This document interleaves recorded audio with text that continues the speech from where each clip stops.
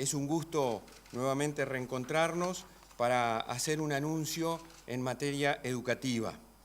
Como ustedes saben y nos hemos estado acompañando desde los distintos roles que cada uno de nosotros tiene, de aquel lejano 22 de abril, cuando en este mismo lugar, luego de tanto trabajo y expectativa y en un marco de cierta incertidumbre, resolvimos volver a la presencialidad en las escuelas primarias, rurales de todo el país, en un proceso paulatino pero sostenido que continuó en el tiempo, que el 1 de junio comenzamos con la reapertura de centros urbanos para continuarlo el 15 y el 29. Y para ostentar con orgullo hoy que somos el único país de América Latina que en materia educativa y luego de un arduo proceso comprometido de muchísimos actores y de un trabajo articulado y coordinado, ha vuelto a la presencialidad en sus centros educativos públicos y privados, como decía, en todo el país.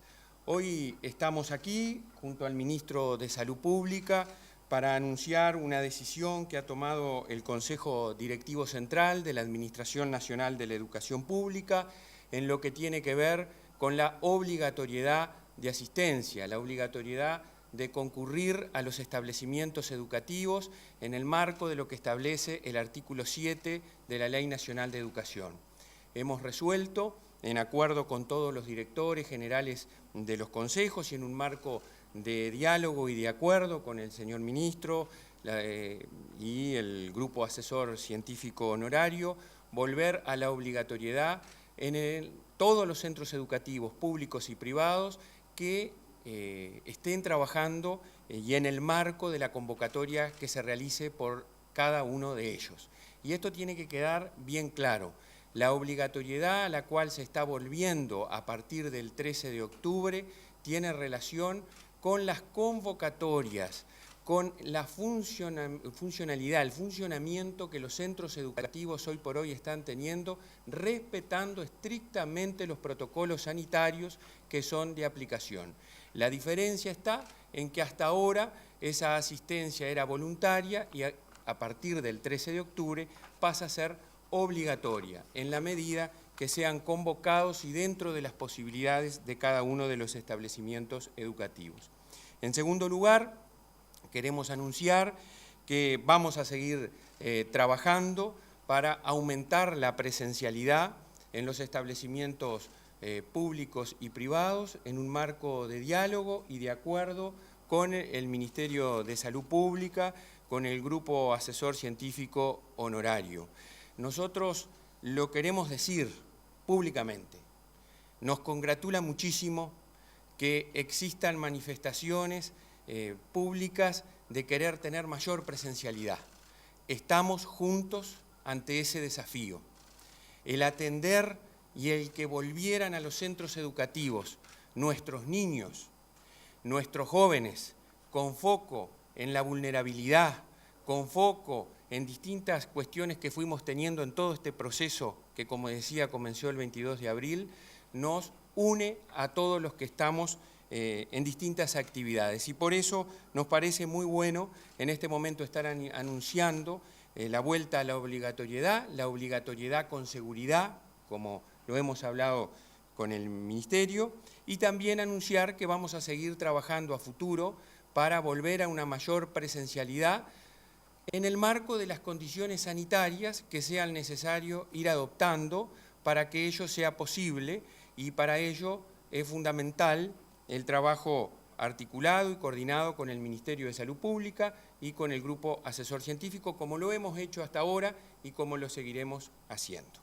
En principio, eso es el anuncio que queríamos hacer. Ahora le damos paso entonces al señor Ministro de Salud Pública, Daniel Salinas. Buenas noches. Hemos estado trabajando permanentemente con el profesor Robert Silva. Tenemos comunicaciones semanalmente, 2 o 3 veces por semana, al igual que con el grupo asesor consultor honorario. Tenemos reuniones por vía Zoom permanentemente, comunicaciones telefónicas, por vía WhatsApp. Estamos en un ida y vuelta permanente manejando todos los temas que que hacen a la cuestión sanitaria y en este caso particular que nos convoca el tema de la educación. Entonces, en el tema de la educación se ha tomado esta iniciativa que acompañamos en el sentido de la búsqueda de una gestión del equilibrio entre lo sanitario de protección en cuanto a la infección por COVID y lo sanitario también en cuanto al desarrollo neurocognitivo de los jóvenes en los centros estudiantiles. Y en ese sentido es la importancia que tiene de seguir cuidándonos y por ello es que se ha apelado a esta asistencia obligatoria. Quiero destacar además ese trabajo permanente con el CODICEN y con el Grupo Asesor Científico Honorario, porque es un hecho que generan los insumos que junto con nuestros asesores, la directora de programas de infancia, analizamos profundamente esos documentos, inclusive yo los leo personalmente también, y no tenemos ninguna duda del rumbo que estamos tomando.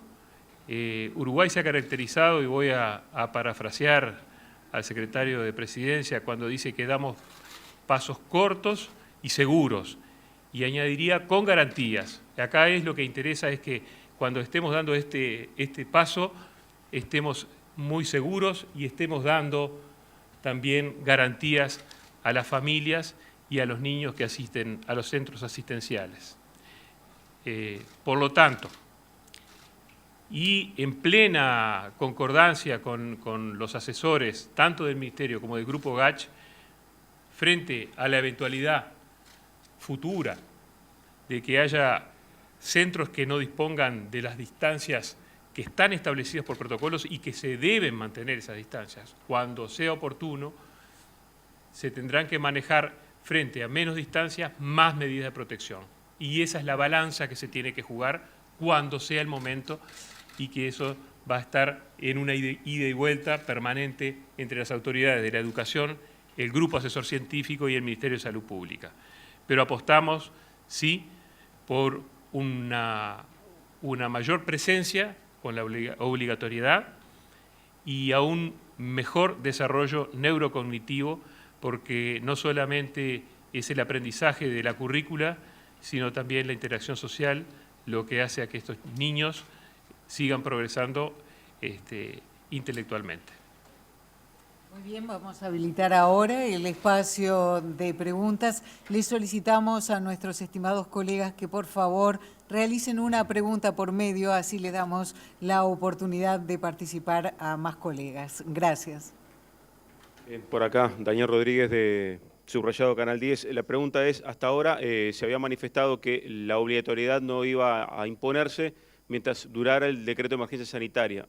Quería saber qué fue lo que cambió para, con decreto aún vigente, se cambie esto y se vuelva a la obligación y también, en definitiva, si está la capacidad instalada para responder al aumento de alumnos a partir del lunes.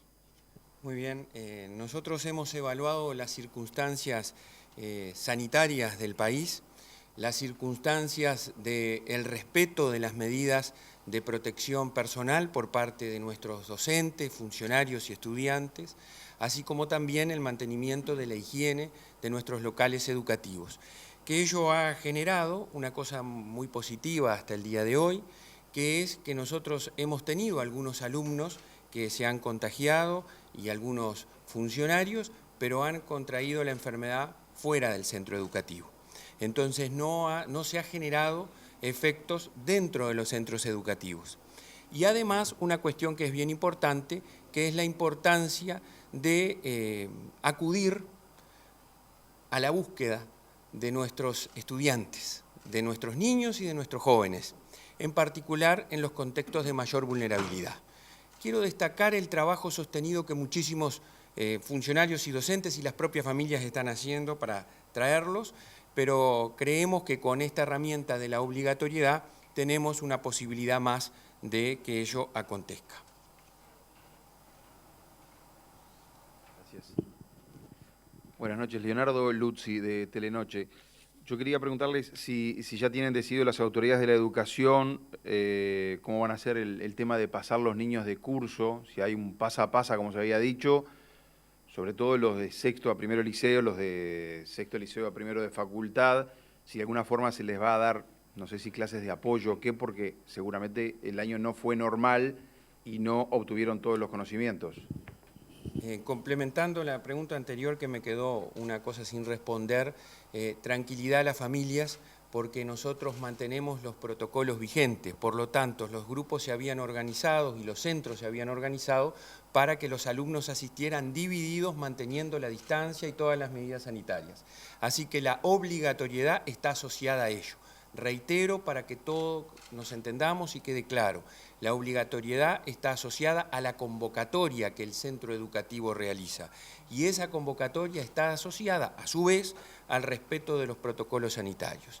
Yendo a la pregunta que me formulan ahora en esta instancia, les digo que estamos trabajando, estamos teniendo reuniones de trabajo en forma articulada y coordinada en la ANEP para generar espacios de apoyo a la culminación de los centros, de los niveles educativos. Ayer resolvimos adjudicar horas al Consejo de Educación Inicial y Primaria en las escuelas de aprender, en los contextos más vulnerables, para apoyar en lengua y matemática a los estudiantes de sexto año, que así lo determinen los docentes de cada centro, y estamos trabajando en cómo vamos a culminar el año educativo en todos los niveles, y las instancias de apoyo que vamos a realizar al finalizar este año 2020, en coincidencia y relación con el 2021, que también desde principios de año vamos a tener que desarrollar acompañamiento y apoyo.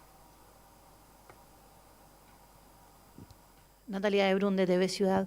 Silva, usted recién decía que los contagios no se habían dado dentro de los centros de estudios. Tomando eso y además también un estudio que hace poco presentó el Ministerio de Salud en cuanto a lo que han sido los contagios entre los menores de 15 años, una pregunta que ya le realicé en conferencia al ministro, se la traslado, o sea, ¿cuál es el motivo por el cual no se ha comenzado con la presencialidad en los centros educativos, teniendo en cuenta esas dos razones, que no son, los contagios no se dan dentro de los centros y que además los menores no son los que más se han contagiado en lo que ha sido toda esta pandemia? Tenemos la suerte, como lo dije, de estar con la presencialidad en todos nuestros centros educativos. En 1040 escuelas rurales, todos los días, todo el horario. En 300 escuelas de tiempo completo y tiempo extendido, hablo del ámbito público, todos los días, divididos los grupos, 3 horas y media, 4 horas cada grupo de estudiantes.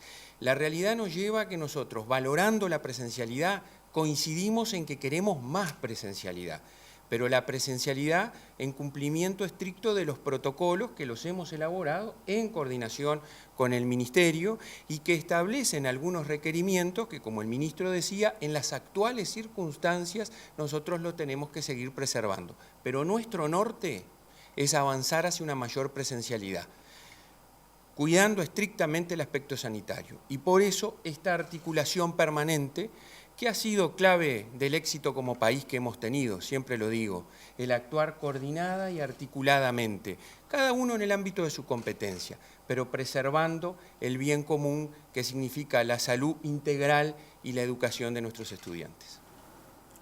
Las autoridades reciben las 2 últimas consultas. Buenas tardes para todos, Matías Garro de Radio Universal. Les quería consultar en ese diálogo continuo que dicen que mantienen ambos y también con los expertos asesores, consultarles si les han planteado alguna fecha determinada en la cual se pueda reflejar si, bueno, la marcha de la diversidad y las elecciones van finalmente a generar algún brote, teniendo en cuenta que quizás si en alguna fecha se eleva la cantidad de casos, quizás debamos tener una marcha atrás. Muchas gracias. No manejamos fechas, porque el país ha ido avanzando progresivamente a una mayor apertura y ha sido hasta el momento exitoso. El acto eleccionario fue ejemplar, pero no obstante ello, en todos los países donde hubo elecciones siempre hubo un repunte de casos. Y eso aquí ocurrió también. Es decir, que nosotros hoy por hoy tenemos más casos que los que teníamos antes. Pero así como hay una efervescencia, hemos vivido y controlado las defervescencias, es decir, luego de los ascensos vienen los descensos y el control. Estamos en pleno control de la situación, tenemos un equipo muy fuerte epidemiológico y reforzado que hace el seguimiento y tenemos absolutamente todos los datos de cada uno de los pacientes. De manera que No quiero pontificar sobre el asunto, solamente ni extenderme, solamente decir que números son números y hechos son hechos. Determinados hechos ocurrieron y determinados números son los que resultan al final del día. No es un tema de que yo los vincule o los deje de vincular. Estos son los hechos y estos son los números, pero no manejamos una fecha. Pero estamos acostumbrados a que no ser presa de los números y que no nos domine el temor por números. Hay que recordar tan solo que en momentos en que tenemos hasta el día de ayer 267 casos activos y que, como yo ya predije, vamos a aumentar esos casos activos porque yo lo vengo siguiendo día a día y en ese sentido, no digo que me he convertido en experto, pero por lo menos, más o menos logro predecir qué es lo que va a ocurrir en los siguientes 14, 15 días. Va a haber un incremento moderado, pero tan solo tenemos 1,2, 1,3% de pacientes CTI, que de última es lo que nos importa. ¿Cómo impacta eso en el sistema sanitario? ¿Cómo impacta eso en las camas CTI? Entonces, en ese momento, nosotros tenemos que ser razonables también y no dejarnos apoderar por el miedo y tampoco ser insensatos y hacer cosas que de pronto no son las recomendadas sanitariamente. Buenas noches, Tomer Urbich del diario El País. Respecto al retorno de la obligatoriedad, ¿qué criterio se va a seguir con aquellos grupos de riesgo, por ejemplo, niños que sean parte del grupo de riesgo, o bien que tengan familia que sea grupo de riesgo del niño? Y en ese sentido, si las asignaciones familiares y aquellos elementos de políticas públicas que están atadas a la obligatoriedad van a empezar a implementarse a partir de ahora. Y lo otro que no me quedó muy claro, el ministro Salinas hablaba, haciendo referencia al GACH, de que en algún caso excepcional se podría flexibilizar la distancia si eso implica también el combo de las otras medidas preventivas. Codicen, ¿cómo lo va a llevar a la práctica eso? Dicho de otro modo, ¿en qué escuelas o en qué centros educativos se va a poder acortar esa distancia del 1,5 metros para ganarle tiempo a la presencialidad? Gracias. Sí, 3 en 1. Sí, 3 en 1. Yo empiezo por la última porque así ya quedo liberado. Después, Robert, sí. No, en referencia a esa balanza que yo te decía de gestión de equilibrio, digo, el primer punto, el 1.111, es lo que expresó Robert Silva. Se mantienen in totum los protocolos sanitarios y por eso es que son convocados los alumnos en las condiciones que cada centro determinó para asegurar el distanciamiento. Eso es un hecho. Lo que se va a pedir es que sea una concurrencia obligatoria, porque el hecho es que algunos centros, al ser no obligatoria, aún teniendo las distancias, tienen una concurrencia baja. Y ese es el problema que está enfocando en este momento el Codicen. En cuanto al segundo punto, es para una etapa en el cual esa obligatoriedad determina una mayor presencialidad y en el cual estemos muy seguros de los números que estamos manejando, y en ese balance y en consulta permanente con el Grupo GACH se ha manejado como alternativa para esa segunda etapa o segundo lanzamiento,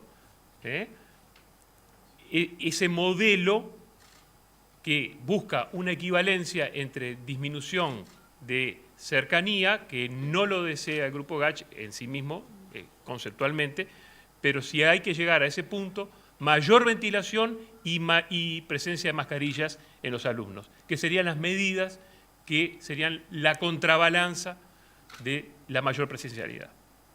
Muy bien, muchas gracias, ministro.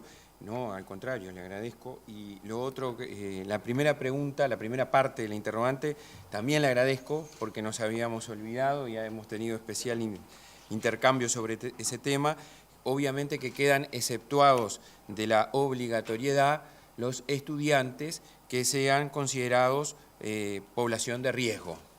Eso está establecido en el protocolo que elaboramos en conjunto con el Ministerio de Salud Pública de aplicación para el reingreso de estudiantes en el anexo 1, páginas 11 y 12. Está claramente definido cuáles son las poblaciones de riesgo, lo sabemos en el sistema educativo, el Ministerio nos ha asesorado y obviamente actuaremos en consecuencia. Al volver la obligatoriedad, todas las contraprestaciones referidas a la obligatoriedad de la educación retoman plenamente, porque es de destacar que los centros educativos seguían marcando la asistencia de los estudiantes para cumplir con una de las condiciones que tenemos en materia sanitaria, que es saber exactamente los grupos que están presentes, quienes estuvieron contacto físico en cada jornada.